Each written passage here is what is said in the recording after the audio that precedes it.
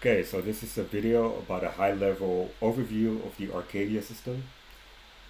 The Arcadia system is a system that we're building as a team. It's a place where we can collaborate and more efficiently do the things that we're already doing manually, but then in an automated space in the DeFi industry.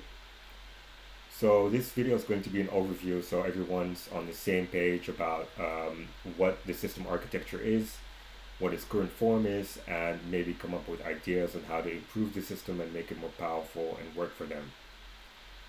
So what is Arcadia?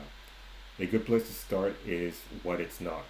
It's not a bot or a product. It comes before that. It helps us create bots and products that will perform end tasks that we want to do. We can think of it as an environment or a toolbox. It will help us do things faster, cleaner, and smarter. It will help us see and automate things. It will be our eyes and ears in the crypto space, and it will help us see deeper patterns about what is actually going on, rather than staring at the screen and looking at graphs. It will give us a different view about what is happening in the DeFi world. It also contains some very useful artificial intelligence that we can mix and match to better help us see patterns and also link them to bots to really automate things and put things into production. So that's what it is. I'll first explain what I will talk about in this series of videos, and then I'll explain what I'll cover in this video. So I'll make a bunch of videos doing a deep dive on different subjects, and we are here right now, so I'll give a high-level overview. So this video is really about the mindset. It's about seeing what the general architecture is, what has already been built, so you can better help us, or you can better help thinking of new elements to the system and putting it into production faster. I will also cover the one element of the system, which is called Arcadia Vector. I'll cover that really quickly, and I'll cover the VERA models really quickly. I'll go into much deeper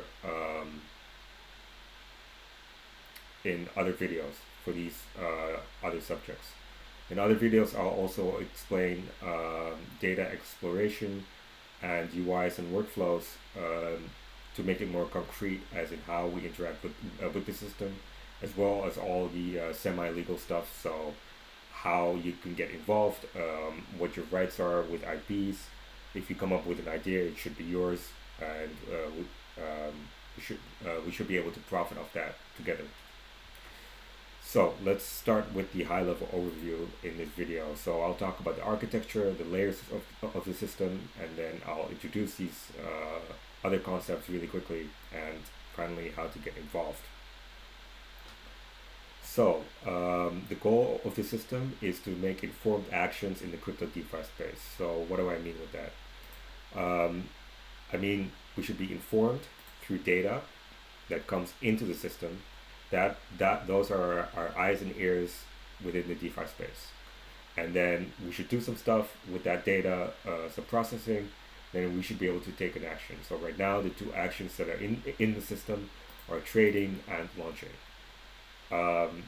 So I have defined the input of the system, and then the output, the end goal of the system. In between, I've defined two more layers.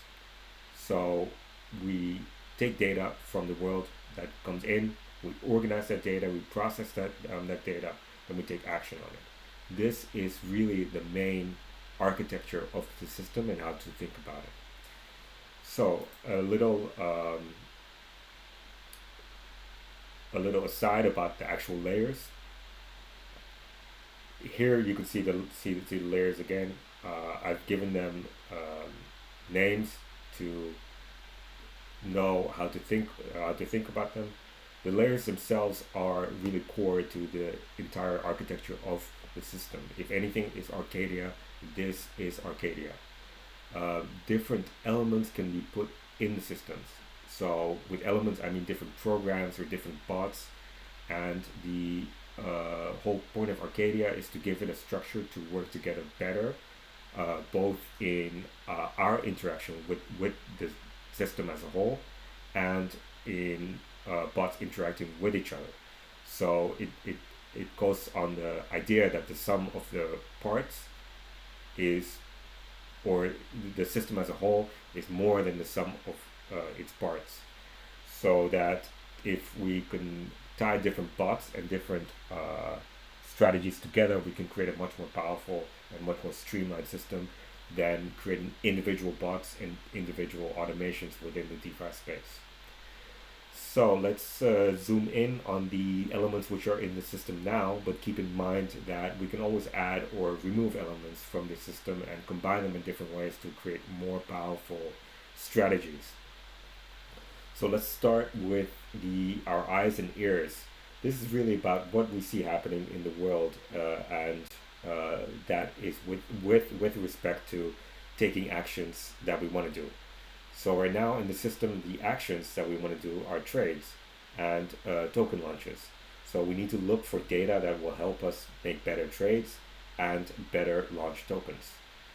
And focusing on the first layer now, which are our eyes and ears of what's happening in the world, the only responsibility of this layer is to get the data. Just be aware of what is happening. Get data within the system. So I'm talking about APIs and scrapers, basically. Just getting raw data. It is not to interpret the data. It is not to make predictions. It's just being aware. So if somebody makes a trade anywhere in the world, this system needs, this layer needs to be aware that that person made that trade. The rest of the processing will come later. So what's in the system now is, I already mentioned, trades, token launches, tweets, Telegram groups, economic KPIs, and general trends. With general trends, I mean like the news cycle and what's trending on Twitter, etc. With economic KPIs, I mean like the consumer price index, the current inflation rates. What is happening in the larger economy generally has a big impact on what's happening in the DeFi space, so that's why we need to be aware of that. Telegram groups, I mean signal groups, but also just discussion groups. What are people talking about? What is bothering people? Are people bullish or bearish on a whole about the market? That also affects our trades and stuff like that, so that's why that's in there. Tweets is basically what's happening on Twitter. As you know, in the DeFi space, Twitter is really important, so that's why we track that. Coin launches is pretty self-explanatory, and trades is also pretty self-explanatory. So those are our eyes in the system right now. But if you can think of extra eyes and extra trading data sources, then you can also add those in here to extend the system. So actions is also pretty self-explanatory. Let's focus on these two middle layers now, which is how are we going to use this data to do the things that we want to do.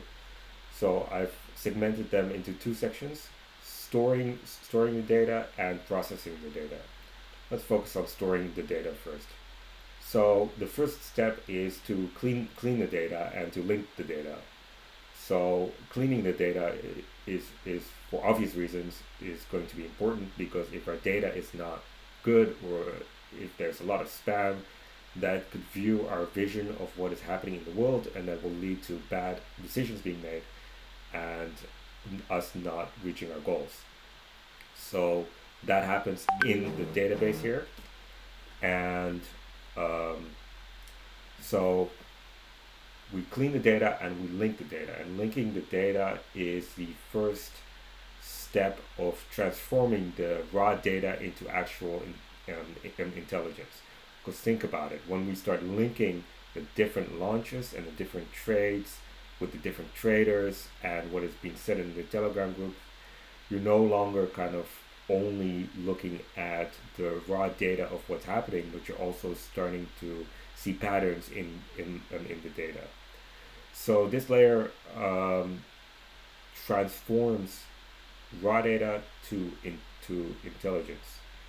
it first enters a base database, which is just a Postgres relational database, which is set up to really quickly store and retrieve the data, but also to link the data together. So there's Intel in that already. But this primary database then dumps it to secondary databases, which will allow us to see patterns that are useful, that can be useful in getting insight in what is happening in the world. So here we start. We are already interpreting what is happening in the world.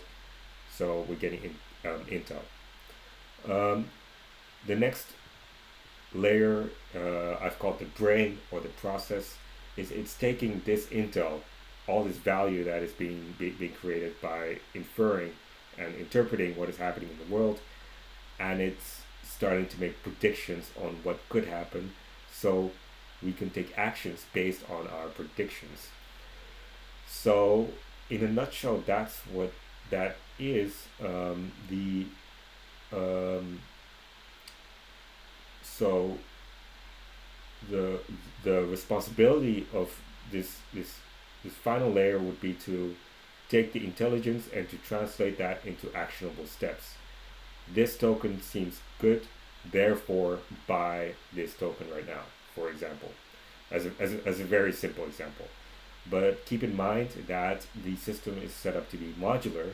This is a trading environment and not one bot. So you can have different bots in this layer, different different prediction models, and then send it to Arc Vector. Yeah, but that's what it is in a nutshell. Now I'll very quickly introduce the Arc Vector program in Arcadia, which is the program that makes the trades. So you see kind of what is possible with this, and the VERA Impulse. So you can, because in VERA Impulse, I'm already doing some pre-processing, which arguably could be put into this organizing layer. But so I'll quickly go over that, so you can start to use that and come up with new ideas on how to capitalize on the intelligence that we know. So the Arc Vector system is basically our Phantom or our GMGN or our MetaMask. The reasons why we don't use those products is that it's very slow. We have to log into our browser, put in the contract address. That's one reason. While Arc Vector, it's private, it's fast, and it's all linked by an API. So it's crazy easy to link a VERA model or a Watts model to Arc Vector, that if VERA says we should buy it, maybe 100 milliseconds later it will actually buy it. The second reason is that Phantom only offers us a very limited type of order. In Phantom, all you can do is say buy this token right now.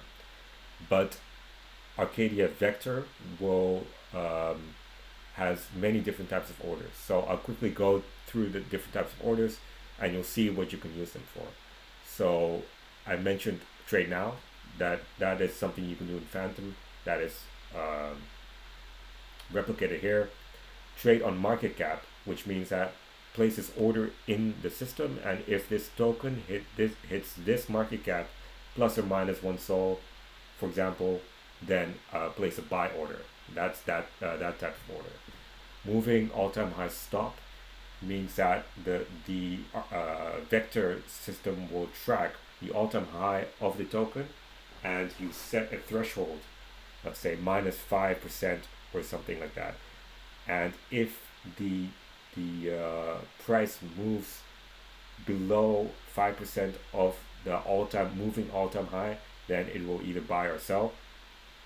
Trade below or above a certain market cap point, which is the same as a limit or stop loss order. Trade if nothing happens, that's usually used for sells. That means that place this trade order now, watch what happens on this token. If no trades happen on this token for, let's say, 30 seconds, then sell. Buy, then sell, sell is a common pattern being used. So that's buy this token, then immediately place stop and loss orders. And trade on other wallets, in a nutshell, that's copy trading. I'll go into more depth in this in another video on exactly how to use it concretely, because each one of these blue boxes is a program on its own. Like I said, it's a trading environment. So you can use a vector by itself. You can use the launcher by itself. You can use either one of these data producers by itself. You can use the database by itself. So I'll go into more depth about that. VERA, I will glass over this really quickly because it's quite a complicated system. But VERA basically is a set of neural nets that will look at a token and then predict whether it's a good token to buy or a bad token to buy. It will do this based on some data. So how the data is being used is, or how the data is being produced is, it looks at a token timeline, which I've very crudely sketched here, where the token launches, and then it gathers some data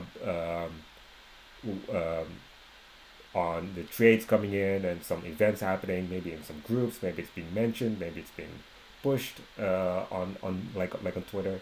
But the point is, it gathers data, and then it comes to a point where the VERA signal happens. So the signal is a point in time where it says, okay, I'm going to make a judgment now. I'm going to say that this token is worth buying or not. Where this signal happens is dependent on our configuration of something called a watcher. So this can be configured by us. A very simple way to configure it is to say if the token's age is more than 10 seconds. So for every token 10 seconds after launch, put that signal there, look at the data, and then make a prediction of how high the market cap would go. So here I've got listed how we can define this signal here. And if you think about this, this is a data set on its own. So we can get some very good intel when segmenting the data like this, because we're basically looking at a token and making a prediction whether it's going to be a good token or a bad token. And we all do that manually all the time. So this is a very good model for doing that in a data heavy environment like Arcadia. So that's why I included that in here. Another thing worth mentioning is the echelon mainline.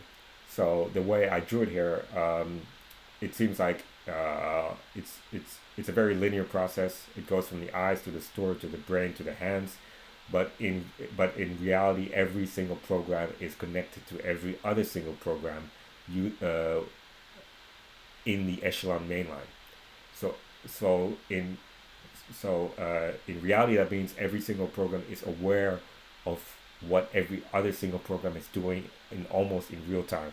I think in reality it's about 100 milliseconds latency because the information still needs to travel around the world, but it's almost in real time. So that means that if the trade scraper picks up a trade, every single system will be aware of that trade because it will dump it on the echelon mainline, and every single system will hear about it.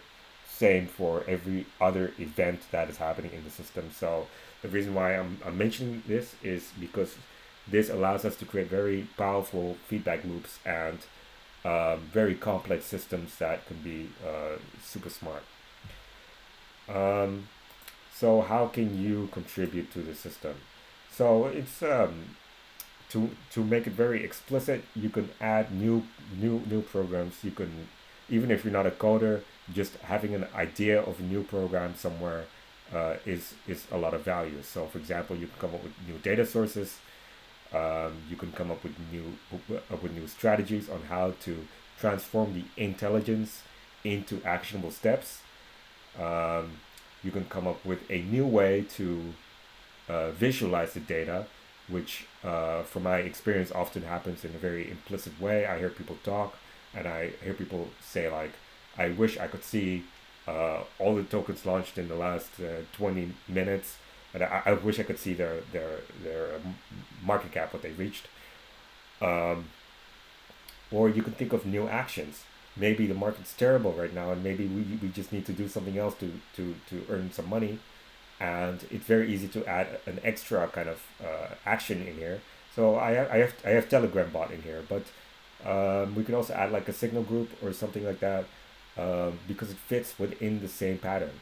We're using data, turning that data into intelligence, then turning that intelligence into actionable steps, and then pushing that information to a system to take some action. So a Telegram bot could easily become a signal channel, for example. That there could be other things that I haven't even thought of. So that's why I'm working together with other people, and that's why I'm making these videos. So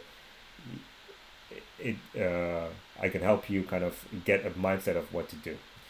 So that's it in a nutshell, and thanks for listening to the video. So let me exit my screen recorder. Okay, bye bye.